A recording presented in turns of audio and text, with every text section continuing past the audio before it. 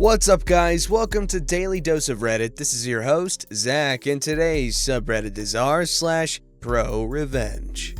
This story's called, "He Ruined My Sister's Only Birth Experience, so I made sure he'd never forget her." Obligatory apology for formatting as I'm on mobile. Kinda my revenge, kinda my sister's. Both of us really proud. This is gonna be long, so till near the bottom. Here's our cast. Voices to be determined because I'm kinda tired. My sister, we'll call her Sarah for the story. Sister's ex-boyfriend, Paul. Ex-boyfriend's new wife, Jane. Ex-boyfriend's parents, Mr. and Mrs. Doe. Oldest brother, Zeke. Our parents, and me. When I was 14 and my oldest sister, Sarah, was 22, we found out that she was pregnant with Paul, her boyfriend of 4 years. But you might want to fix that wording. They immediately got engaged and they were really happy. For a time, Sarah had a horrible pregnancy. About 16 to 18 weeks in, the wonder of creating a human life evaporated within her. She developed hyperemesis, which, if you don't know, is really bad morning sickness. She was constantly in pain, she developed gestational diabetes, and just all around hated the experience. Around this time, Paul, the then fiancé, started getting sick of the complaining. I believe the argument was, "Your body is built to do this. It can't be that bad." Sarah was due around Valentine's Day, and Paul's parents, Mr. and Mrs. Doe, were very excited, both about the grandkid and the fact that he could be born on a holiday. She was very against that and really hoped that her son wouldn't be born on a holiday, even one as small as Valentine's Day. Her birthday sometimes falls on Easter and she hates it because it might make him feel that his day isn't very much about him. Well, Mrs. Doe says something like, "Well, if you name him Valentine or Valentino, then that'll make the day even more special to him." Again, sister hated the idea. She thought it was tacky. He'd be bullied for it, and just really didn't like the name Valentino. Paul loved it, but he agreed to go with a more average name like Daniel or Jared. Fast forward to February, and she was ready to get this over with. Sarah had officially been put on bed rest because while standing or walking, her blood pressure took unexpected spikes and dips. I look back now and goodness do I feel bad for her. She was doing her best to avoid giving birth on Valentine's Day because, again, she didn't want him born on a holiday. Unfortunately, births happen when they happen, and that baby was going to come on Valentine's Day whether she wanted him to or not. I remember waiting out in the waiting room with my dad, brothers, and Paul, who couldn't stand to be in the delivery room because it was gross. I was so mad that he could have gone in, but wouldn't because he thought my sister was gross while giving birth. Whereas I had to stay outside because I was too young to go in with my mom and other sister. Dad went home with the youngest 2 brothers, while the oldest, Zeke, stayed to watch me because I refused to leave. 16 hours after Sarah went into labor, my little nephew was officially part of the family on the evening of Valentine's Day. Unfortunately, Sarah was not okay. She had to have an emergency cesarean section and while doing the operation, discovered the back of her uterus, facing her spinal cord, had a very large and very severe, thankfully non-cancerous, tumor. When I say large, I mean it was twice the size of a standard uterus. The doctors were shocked and didn't understand why nobody had noticed it on an ultrasound. It accounted for her severe back pain and blood pressure issues. The doctors immediately went in for more surgery to remove the tumor, but sadly ended up having to perform a full hysterectomy. This meant that my nephew would be Sarah's only child. Now, while Sarah was in for surgery, Paul was taking care of everything baby-related to make sure his son was okay. In my 14-year-old self's memory, I remember him being suitably distraught, but I didn't really pay him much mind and spent my time in the waiting room with my mother and other sister. Zeke, however, wanted to be a good future brother-in-law and make sure that Paul was okay. He found Paul filling out the baby paperwork on his own, in my brother's words, like he had not a single worry in his mind. Zeke asked Paul why he didn't wait for Sarah to fill out the paperwork, as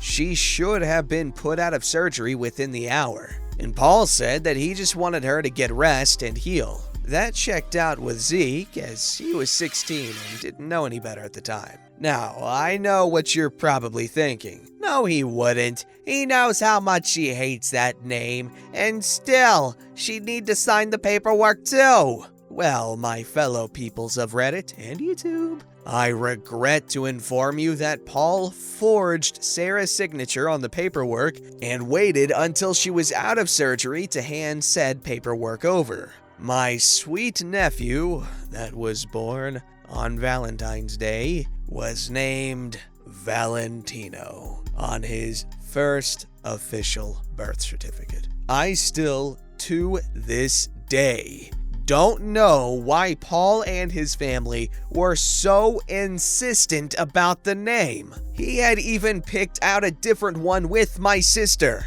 And before you ask, no, he was never brought up on forgery charges because his parents were witnesses to her signing the papers, even though they only got there at the last minute. So Sarah dumped him and got her son's name changed a month later. She was willing to do split custody with him because that's her son's father and she wants the kid to know him. But Paul vanished and she never heard anything back, which seemed weirdly out of character to us. Until a mutual friend on Facebook was tagged in his wedding pictures 6 months later. Paul had apparently started cheating on her not long after she got pregnant. Sarah was livid, but there wasn't much she could do, so she filed for child support and continued to live her best life. Until 6 years later. This is where the revenge starts. So Sarah has been a single mother for the past 6 years and has been amazing at it. At this point in my career, I've been a hairdresser for about 8 months at our local Great Clips. I'm working one day, and who is seated before me but Jane, Paul's wife herself. I take her back for a trim, and she clearly has no idea who I am. That adds up because a mutual friend that still keeps in contact with Paul said that Jane doesn't know a thing. She has no idea about Sarah, that she was the other woman, or that Paul actually has a kid that he's been infrequently paying child support for. She's in the dark on it all. I told myself not to be an ass and treat her like a normal customer, which I did. Now at this point, Jane was heavily pregnant, so a lot of our conversation was about that. She loved being pregnant, but it was hard. Her husband was so unsympathetic, big shocker, and she was due in 10 weeks and they still hadn't picked out a name for their baby girl. Ladies and gentle peoples, this was my chance. I asked what kind of name she was looking for, and she said, "I want something unique and unusual, but not ridiculous like Brain to Leahy." Brain to Leahy? You know the ones I'm talking about. And Paul had suggested so many already, and she didn't like any of them.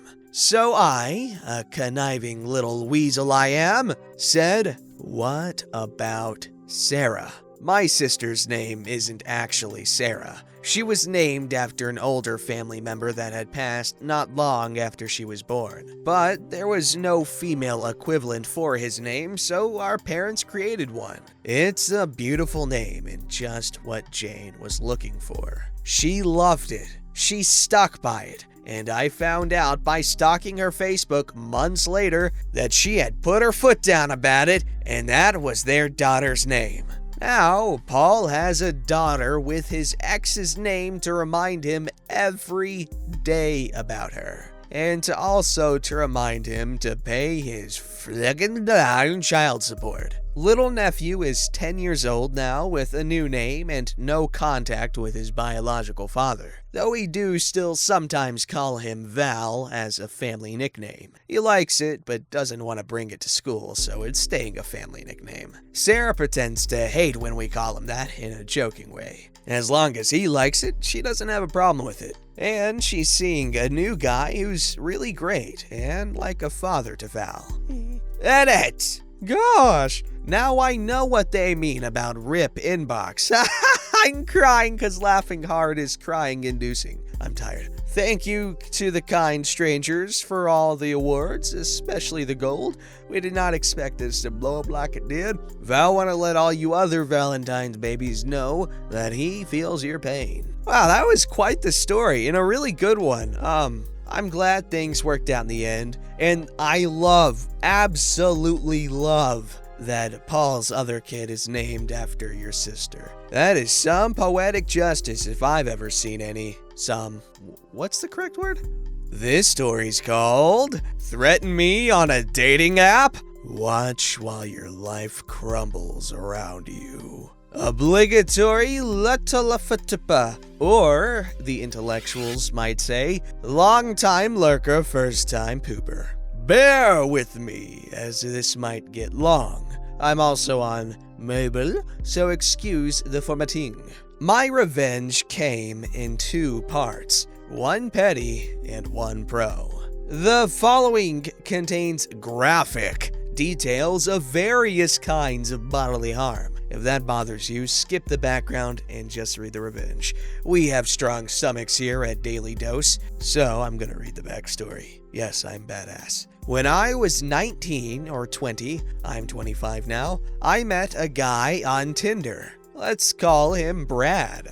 Brad and I didn't get off to a great start, but I had no idea how bad it was going to get. At first, it just seemed like we were incompatible, as he was pushy and rude and I take no feces. If it had stopped there, I wouldn't be here right now, but it didn't stop there. Once I made it clear that I found Brad repulsive and wanted nothing to do with him, his messages took a turn. He threatened to stalk, violate in a horrible manner, kidnap and murder me, along with some gory details about gouging out my eyes and defiling my corpse. Particularly disturbing was his explicit desire to strangle me and watch the life leave my eyes. He also managed to find my home address 3 hours away from the city we were in and threatened to come find me. As a side note, it was my dad's house, and some small part of me wanted to see exactly how bad it would turn out for him if he showed up there. Of course, I warned my dad and gave him a picture of the guy. I also took screenshots of everything he sent me. The petty. Being a young woman with no idea whether this madman would actually go to lengths to find me, I called the cops. When they came, they looked at the messages, told me it constituted terroristic threat, but also told me there wasn't much they could do unless Brad actually showed up. They did take down his details, including where he worked, which is listed in his bio. This will be important later. From what I understand,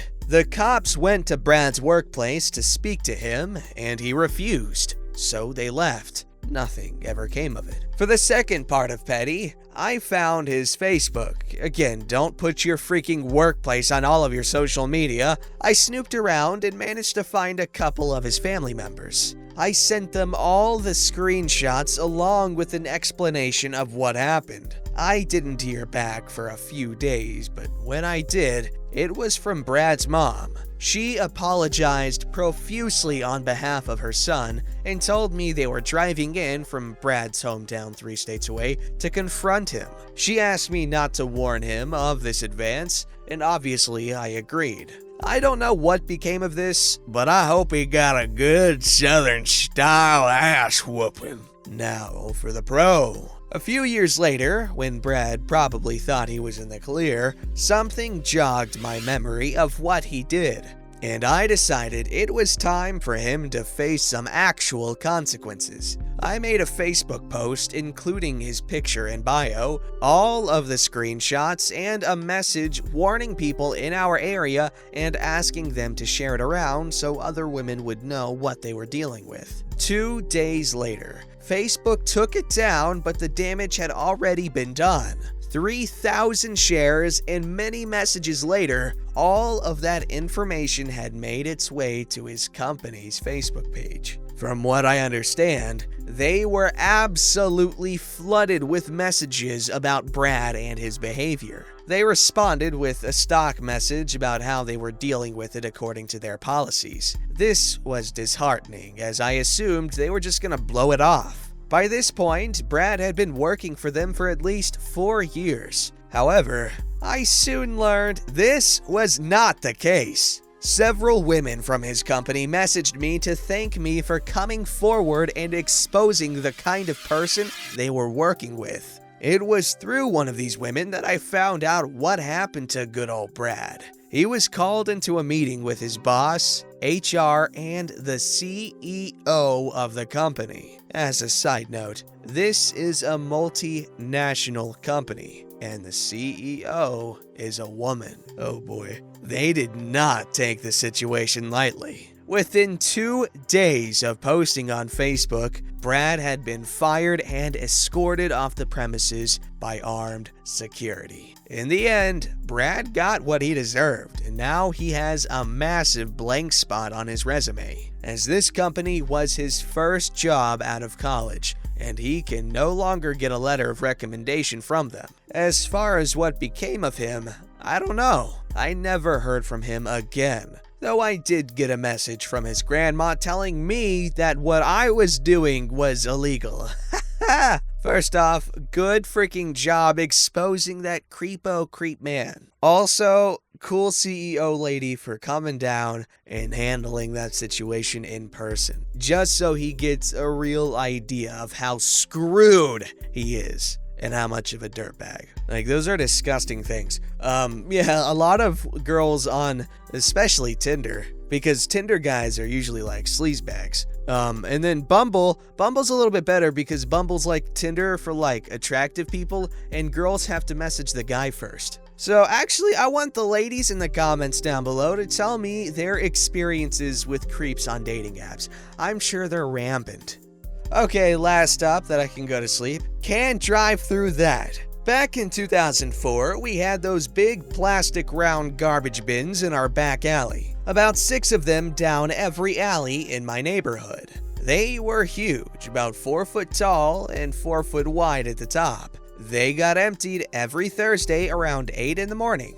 I lived a half a block down the alley from the local bar, and every few weeks I'd go out in the morning to see all the bins knocked down. Some drunk idiot was driving his beater home around the time the bar closed at 2 a.m. I figured he was hitting them on purpose just for laughs. Once winter came, the plastic got more brittle, and every bin that was hit got cracked and or destroyed. The city never did anything other than just replace the bins, but it would take a few weeks, and it was irritating to have to pick them up all the time or use a farther away bin because the nearby one was toast. So this continued for months, and winter gets cold here in Canada. We had a solid week of -40. One Saturday night, I saw red and blue lights flashing through my curtains. I walked out to see a completely totaled mid-80s Buick wrapped around a bin. One of my neighbors decided to fill the bin with water, which froze into a solid block of ice. I don't know for sure which neighbor did it, but they are absolute heroes in my mind. Guy got arrested, so I assume he was charged with drunk driving at least. Tow truck took away what was left of his car, but the bin stayed there for a couple of months as a monument to stupidity filled with ice because it was too heavy to move and also wasn't in the least bit damaged by the collision. See, this story's wholesome in my mind. I know a few of y'all were saying that you like the idea of having a wholesome story at the end of every episode, and I might try that, but that's gonna be hard to maintain, to be honest. But I feel like this was wholesome, just like some cute little Christmas special of a TV show. Just like add Christmas stuff to it, and like Christmas bells, and like Frank Sinatra's in there somehow. Christmas is nice. Alright guys, I'm gonna go to bed. You guys watch more videos and subscribe to Daily Dose of Memes. I love you. Goodbye and good night. Or good morning. Happy birthday. Merry Hanukkah. Don't forget to like, subscribe, and hit that bell to never miss an episode.